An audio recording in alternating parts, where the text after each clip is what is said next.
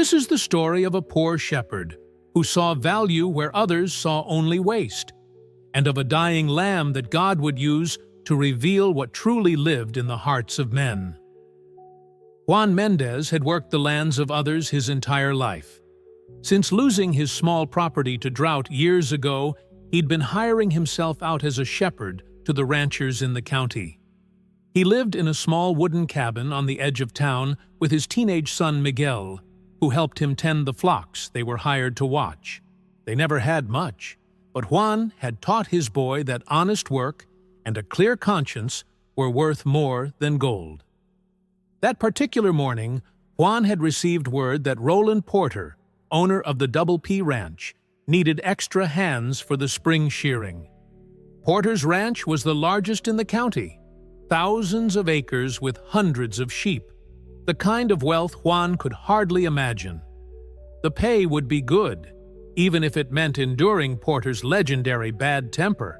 "Miguel, we have work at the Porter place," Juan told his son as they finished their simple breakfast of beans and tortillas. "Be respectful, work hard, and stay out of Mr. Porter's way." Miguel nodded solemnly. At 15, he already understood the unwritten rules that governed their existence.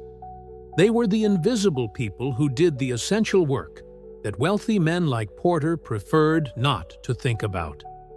When they arrived at the Double P, the sprawling ranch house loomed in the distance, while dozens of workers were already busy in the shearing sheds. Roland Porter himself stood watching, occasionally barking orders at his foreman, a nervous man named Jenkins who scurried to please his boss. "You're late, Mendez," Porter called out when he spotted them, though they had arrived exactly at the time specified. "Sorry, sir," Juan replied simply, keeping his eyes respectfully lowered. There was no point in contradicting a man like Porter. They joined the other workers, falling into the familiar rhythm of gathering sheep and bringing them to be sheared. It was hard, dusty work, but Juan had done it for so many years that his hands moved almost automatically. Miguel worked alongside him, learning as he had since he was old enough to walk. It was nearing midday when Juan noticed the small lamb. Unlike the others, it wasn't struggling or bleating as workers approached. Instead, it lay trembling in the corner of the holding pen, its breathing shallow and labored. Juan approached slowly, kneeling beside the small creature. "What's wrong with this one?" he asked one of Porter's regular hands. The man shrugged. "Got the staggers, most likely. Mr. Porter's going to cull it this afternoon. Not worth the medicine." Juan gently ran his hand over the lamb's head. It was burning with fever, but its eyes, large and trusting, looked up at him with what seemed like a silent plea. Something about those eyes reminded him of his late wife's gaze when she had been sick, hopeful even in suffering. "Miguel," Juan called softly, "bring me some water." His son hurried over with a canteen, and Juan moistened his handkerchief, dabbing the lamb's dry mouth. The animal licked weakly at the moisture. "What do you think you're doing, Mendez?" Porter's voice boomed from behind him. "That animal's already marked for culling. Don't waste your time." Juan straightened slowly, turning to face the rancher. "Mr. Porter, this lamb might be saved with proper care. The fever, I know what it has." Porter cut him off. "And I know what it costs to treat it, versus what that scraggly thing is worth. The decision's been made." He turned to leave, then paused. "Get back to work. I'm not paying you to play doctor to dying animals." Juan watched the rancher stride away, his expensive boots kicking up small clouds of dust. Around them, the other workers had gone quiet, then quickly resumed their tasks, avoiding Juan's eyes. Juan looked back at the lamb, still struggling for each breath. Something in him couldn't accept the cold calculation that deemed this life worthless. "Papa," Miguel whispered, "what will happen to it?" Juan sighed. Mr. Porter will have it slaughtered. That's his right. They're his animals. They returned to work, but Juan couldn't forget the lamb's eyes. During their lunch break, while the other workers rested in the shade of a large oak tree, Juan approached Porter, who was sitting on the porch of a small office building going over paperwork. "Mr. Porter," Juan said, removing his hat, "I'd like to buy the sick lamb."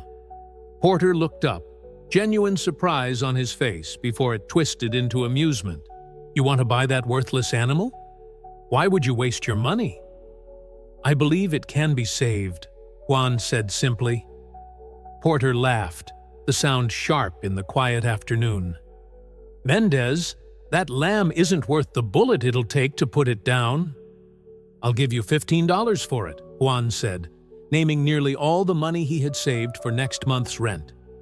Porter studied him for a long moment, then smiled coldly. "You know what? I'll sell it to you. $20. Juan hesitated only briefly before nodding. $20. Porter called his foreman over. "Jenkins! Mendez here is buying that sick lamb in Pen 3. Get him a receipt." He turned back to Juan with a smirk. "I hope you enjoy your purchase, Mendez. That's the easiest $20 I've ever made." Word spread quickly among the workers. As Juan continued his duties that afternoon, he could hear their whispers. "Poor fool." And you? Have you ever felt like others mocked you for seeing value where they saw only waste? If you have, type the word hope in the comments, so you never forget that God still sees what others ignore. When the workday ended, Juan carefully wrapped the small lamb in his jacket and placed it in the back of his old pickup truck. The animal was too weak to stand, its breathing shallow and irregular. "Papa," Miguel said quietly as they drove home on the dusty road, "can we really save it?" Juan glanced at his son, then back at the road. "I don't know, mijo, but we have to try." That night, they made a bed of clean straw in the corner of their small cabin. Juan mixed a remedy his grandmother had taught him, honey, herbs, and a little whiskey, and carefully fed it to the lamb using an eyedropper. He bathed the animal in cool water to bring down its fever and prayed over it as Miguel watched in silence. "Why did you buy it, Papa?" Miguel finally asked. "We needed that money." Juan stroked the lamb's trembling body. "Because sometimes, Miguel, the value of a life can't be measured in dollars. Mr. Porter only saw what this lamb was worth to his business. But every living creature has worth beyond what men can count." For 3 days, Juan and Miguel took turns caring for the lamb. They named her Esperanza, Hope. Juan would go to work during the day, while Miguel stayed home from school to tend to her. In the evenings, they would sit beside her, Juan reading aloud from the Bible, as the small animal lay breathing weakly on her bed of straw. If this story is speaking to you so far, don't forget to like this video and subscribe so you don't miss the next stories. On the 4th morning, Juan woke to find Miguel already up, sitting beside Esperanza with tears streaming down his face. "She won't eat, Papa," he whispered. "I think she's dying." Juan knelt beside his son, placing a hand on the lamb's side. Her breathing was shallow, her eyes dull. The rancher had been right after all. Perhaps it had been foolish to spend their precious savings on a dying animal. "I'm sorry, mijo," Juan said softly. "We did our best." That night, they sat in silence beside Esperanza. Juan had sent word that he wouldn't be coming to work the next day.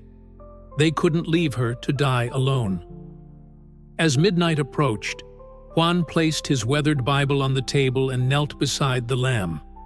"Lord," he prayed aloud, "this small life is in your hands. If it is your will to take her home, we accept that. But if you would spare her, we would be grateful for the miracle."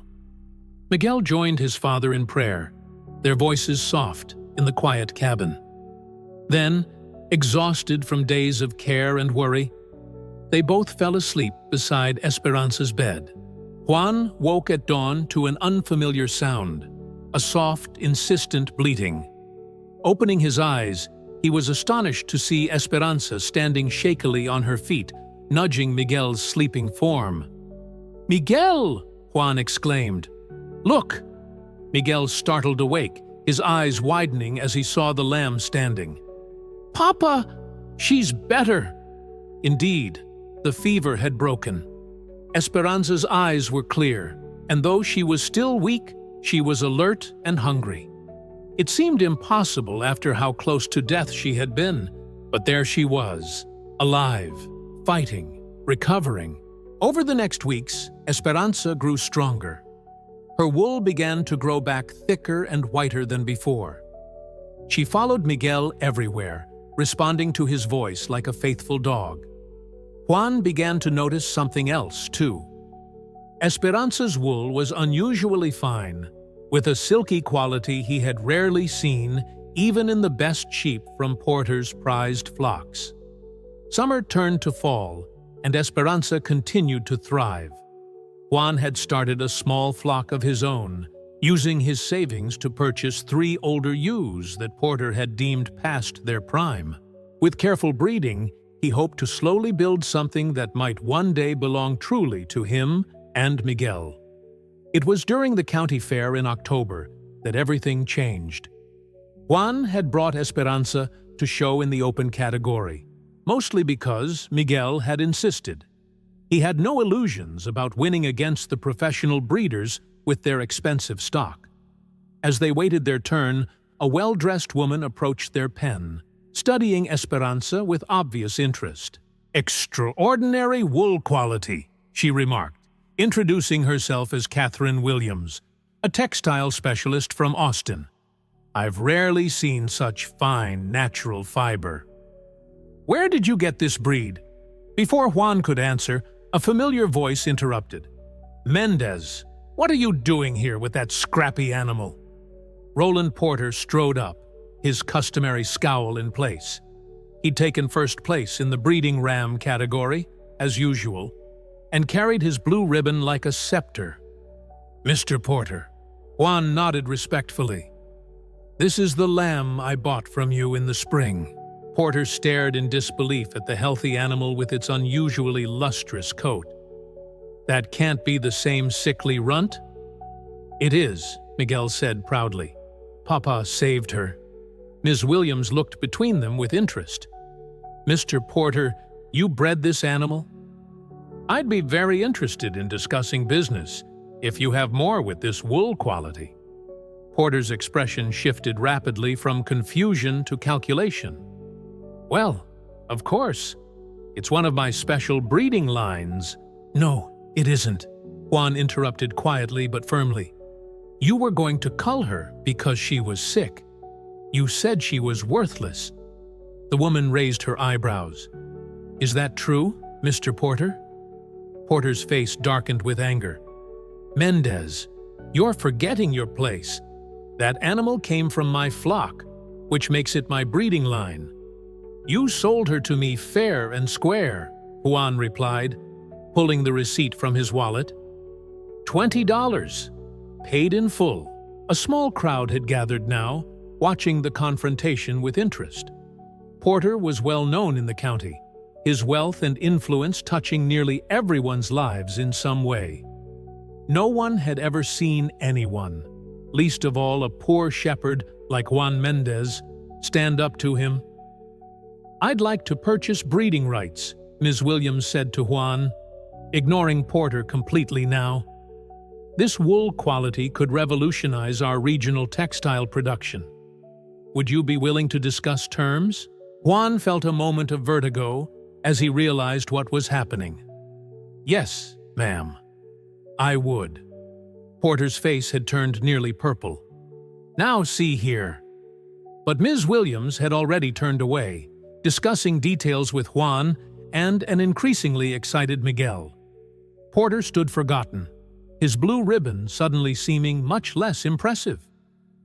That evening, as father and son drove home with Esperanza in the back of their truck, and with a contract for breeding rights that would pay them more money than Juan had earned in the last 5 years, Miguel asked the question that had been on his mind.